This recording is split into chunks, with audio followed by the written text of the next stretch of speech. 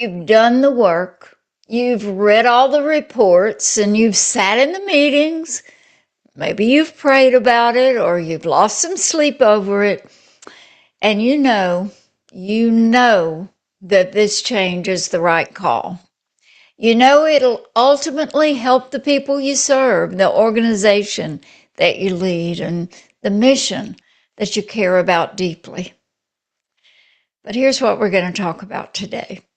There's one thing, one failure of leadership that can take all of that good work and all of those good intentions and turn them into the biggest mess you've ever made. And the painful part, most leaders never see it coming. So let's talk about it. So I want to start with a distinction that I think is one of the most important things any leader can understand, and honestly, one of the least talked about. There is a difference between change and transition. Now, stay with me here because I know those two words sound like they mean the same thing. We sometimes use them interchangeably, but they don't mean the same thing, and confusing them is where leaders get into trouble. Look, change is an external event. It's a situational issue. It's the thing that happens out there in the world, in the organization, or on the calendar. A new software system goes live. A department gets restructured, or a key position gets eliminated or created. A merger is announced. A policy shifts.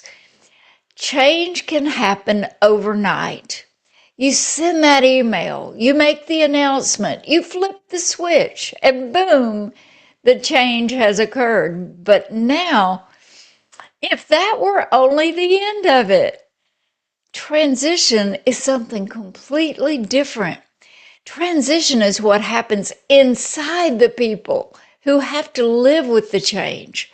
It's the psychological and emotional process that unfolds in human beings as they move from the old way to the new way. And it doesn't happen overnight. It can't. Because it's not an event, it's a process, it's a journey. The author William Bridges, who spent decades studying this, put it simply: change is situational, transition is psychological. And I want to add, leaders are usually better at managing the change than they are at leading the transition. And that gap, that's where things fall apart. So think about it this way. You can renovate the building overnight. New layout, new furniture, new signage, change complete. But the people who walk in and find their old desk gone, their familiar corner occupied by someone else, or their routine disrupted, they're at the very beginning of a transition. The building changed, but they haven't caught up. That's not a character flaw, that's resistance for reasons other than just resistance. And that's what it means to be human. So here's where I want to spend the heart of our time together.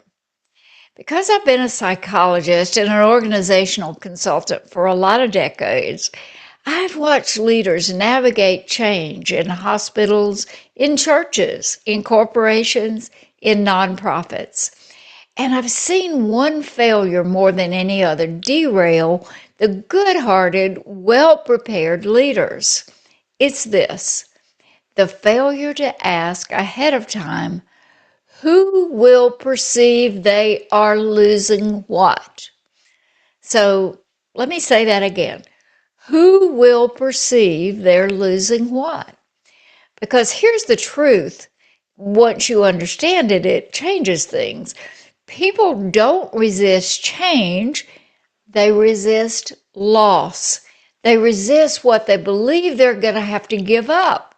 And if you, as the leader, haven't thought carefully about what your people might feel they're losing, You're walking into that announcement, that rollout, that transition blindfolded. Now, let me be clear. I'm not saying that change is wrong. I'm not saying you shouldn't make it. I'm saying that if you don't understand what your people are experiencing as loss, you'll misread their responses. You'll think they're just being difficult when really they're grieving. You'll think they're being disloyal when they're actually scared. And you'll think they're resistant to progress when they're actually holding on to something that's genuinely mattered to them. And when leaders misread that, when they push harder or get frustrated or dismiss the concern, the wheels start coming off. So let's talk about what people feel they're losing, because it's almost never what it looks like on the surface. So, what are people actually losing? When a change is announced, the people in your organization start consciously or unconsciously, they do a very quick internal inventory and they're asking themselves, what does this mean for me? And what they're really asking is, what am I going to lose? So, here are some of the most common things people feel they're losing in times of change. One, status. They're asking, where do I stand? Was I respected, valued, and seen as someone with influence? Does this change shift my standing in this organization? Am I less important now than I was yesterday? Look, status is a deeply human need, and we don't outgrow it just because we're professionals. And when people feel their status is threatened, they'll fight, sometimes loudly, sometimes quietly, but they will fight. Another thing some people feel they're losing is competence. This one's huge, especially for high achievers. And leaders, your best people are often the most vulnerable here. I was good at what I did. I knew what I was doing. I was the expert. And now with this change, I'm going to be a beginner again. I'm going to struggle. I might fall in front of people. And that's genuinely threatening to someone who's built their identity around being capable. Another loss is familiarity. There's a comfort in knowing how things work, where to find things, who to call, how the process flows, what a good day looks like. Change doesn't just alter the process, it takes away the map. And navigating without a map is exhausting and disorienting, even for people who aren't resistant by nature. Other people experience a loss of self-worth. Sometimes people's sense of who they are is wrapped up in what they do or the role they hold. And if that changes, something in them asks, am I still valued? Do I still matter? Am I still needed? And that's particularly true when a role is restructured or a team is reorganized or someone's responsibilities shift significantly. Another thing that people sometimes feel a loss of is relationships. And this is one that leaders often underestimate. I love the people on my team and I trust them and we've been through a lot together. A change that scatters a team or moves people to different departments or brings in new leadership can feel like a genuine loss of community, because it is. And community is not a soft, optional thing. It's a fundamental human need. And also, some feel they're losing opportunity. I was on a path. I had a plan. I could see where I was headed.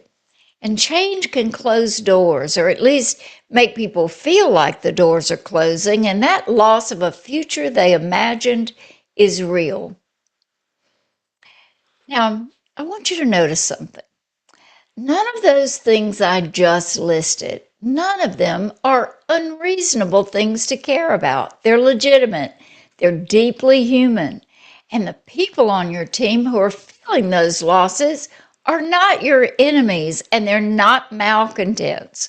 They are people who are hurting and they need a leader who can see that. So, what do your people actually need from you? What do you do with this? Your task as a leader in times of transition comes down to two things, just two. First, help your people feel heard and understood, not managed, not informed, really heard. Look, there's a world of difference when you give a town hall and explain all the reasons the change is necessary and then open it up for a few questions and give some thorough, well-reasoned answers to everything. And at that point, you've informed your people, and that's a good thing.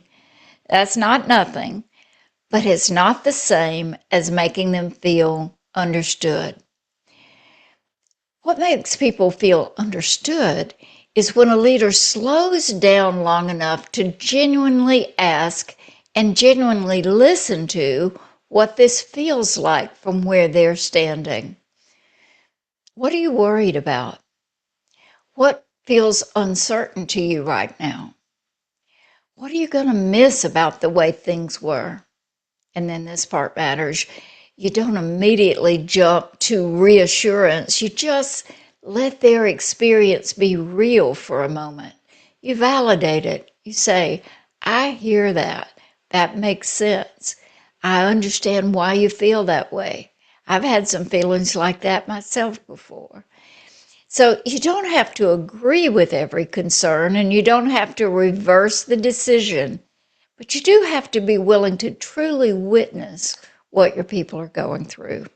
And that act alone, being seen and heard by the person in charge, it does something in people. It lowers the heat, it opens the door. A second thing that's really important as a leader to know is that you want to help your people find ways within the new situation to get those same needs met differently. So hold on to this. The need itself is not going away. If someone's core need is to be respected and competent, that need doesn't just disappear because the change happened. What's changed is the vehicle through which that need was being met. So your job, and this takes creativity and it takes genuine care for the people, is to help them find new vehicles, new ways to experience status or competence or belonging or worth and purpose inside that new reality that you're building. So this might look like asking a high-performing veteran to become a trainer or a mentor as the new system rolls out, giving them a role of significance during the very transition that threatened their sense of competence. That might look like being deliberate about keeping certain team relationships intact, even as other things shift. And that might look like creating visible ways for people to contribute to how the new system takes shape. So they move from feeling like change is happening to them to feeling like they have a hand in it. This isn't about sugarcoating. It's not about pretending the loss isn't real. It's about saying that need you have is legitimate, and we're going to find a way to honor it on the other side of this. So I want to leave you with this. The leaders I've watched navigate change well, and I've watched some truly remarkable leaders, they're not the ones that had the slickest rollout plan or the most polished communication strategy. They're the ones who cared enough about their people to slow it down in the middle of a fast-moving change and ask, what are they feeling right now? What do they feel like they're losing? And what can I do to help them not just survive this, but actually find their footing in the new situation? Listen, that's not weakness. That's not soft leadership. That's the most sophisticated kind of leadership because change that's managed well technically, but poorly humanly, it always costs you more in the end. It costs you trust, it costs you engagement, it costs you the very people you need most to make the change succeed.